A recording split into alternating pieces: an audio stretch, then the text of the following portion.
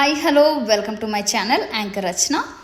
Indian Premier League 2024లో Kolkata Knight Riders జట్టు 6వ విజయాన్ని నమోదు చేసింది.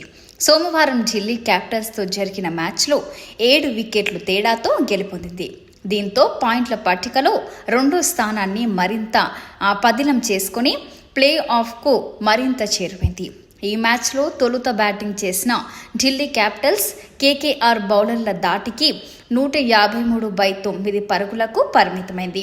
అనంతరం కేకేఆర్ 16.3 ఓవర్లలోనే 3 వికెట్లు కోల్పోయి లక్ష్యాన్ని ఛేదించింది. 154 పరుగుల లక్ష్యంతో బరిలోకి దిగిన కోల్కతా నైట్ రైడర్స్కు ఓపెనర్లు సునీల్ నరైన్, ఫిలిప్ స్టాల్లు అదిరే ఆరంభం ఇచ్చారు.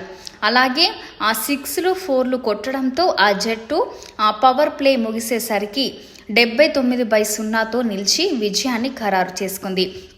ఫిలిప్ 33 బంతులలో 68 పరుగులు చేశారు. సునీల్ నరైన్ అయితే 15, శ్రేయస్ అయ్యర్ 23 బంతులలో 33 రన్స్, వెంకటేష్ అయ్యర్ 23 బంతులలో 26 రన్స్ రాణించారు. దీంతో కేకేఆర్ 16.3 ఓవర్లలోని 3 వికెట్లు కోల్పోయి లక్ష్యాన్ని ఛేదించింది. అంతకుముందు టాస్ గెలిచి బ్యాటింగ్ చేసిన ఢిల్లీ క్యాపిటల్స్ 153/9 పరుగులకే పరిమితమైంది. అలాగే పృథ్వీ షా 13, జేక్ 12, అలాగే స్వల్ప స్కోర్లకే అవుట్ కావడంతో 37 పరుగులకే 3 వికెట్లు కోల్పోయి కష్టాల్లో పడింది. అలాగే అభిషేక్ పొరేల్ 18, రిషబ్ పంత్ 27 కాసేపు నిలబడడంతో 10 ఓవర్లలో 93/4తో కోలుకున్నట్లే కనిపించింది. కానీ పంత్ అవుట్ అయిన తర్వాత ఆ జట్టు పతనం వేగంగా సాగింది.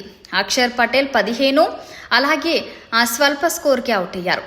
దీంతో 111/8తో నిలిచిన ఢిల్లీ పూర్తి ఓవర్లు కూడా ఆడకుండా ఆల్అవుట్ అవుతుందా అనిపిస్తుంది. కానీ సాధారణంగా బంతితో రాణించే కుల్దీప్ యాదవ్ ఈ మ్యాచ్లో బ్యాటుతోనూ సత్తా చాటాడు. కీలక సమయంలో 26 బంతులలో 35 రన్స్ చేసి జట్టుకు గౌరవప్రదమైన స్కోర్ను అందించారు. దీంతో నిర్ణీత 20 ఓవర్లలో ఢిల్లీ క్యాపిటల్స్ 153/9 చేసింది. కేకేఆర్ బౌలర్లలో వరుణ్ చక్రవర్తి 3, వైభవ్ అరోరా 2, హర్షిత్ రాణా 2, మిచెల్ 1, సునీల్ నరైన్ 1 వికెట్ తీశారు. కాగా ఈ మ్యాచ్కు ముందు వరకు 10 మ్యాచ్లలో 5 దాంట్లో గెలిచి ఢిల్లీ పాయింట్ల పట్టికలో 6వ ప్లేస్లో అయితే నిలిచింది. కేకేఆర్పై గెలిచి ఉంటే ఏకంగా 2వ స్థానానికి చేరేది. కానీ ఈ ఓటమితో 6వ స్థానంలోనే కొనసాగుతుంది.